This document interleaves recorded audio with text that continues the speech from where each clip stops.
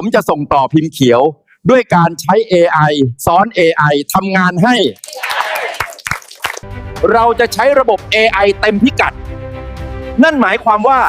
ลงมือทำคือคำตอบพวกเราในห้องส่งต่อพิมพ์เขียวที่ถูกต้องทุกท่านจะเป็นมนุษย์เงินล้านในเร็ววัน ผมจะส่งต่อพิมพ์เขียวเพื่อให้ระบบ AI ทำงานให้เราทุกคนในห้องรวยไปด้วยกันทุกคนทั่วโลกได้ใช้ระบบ AI กันหมดแล้วแต่เราจะใช้ AI ซ้อน AI ทำงานให้เราประธานและพวกเรา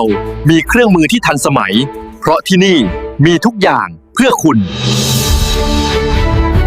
ที่นี่มีทุกอย่างเพื่อทุกคนและที่นี่คือโอกาสเชิญครับ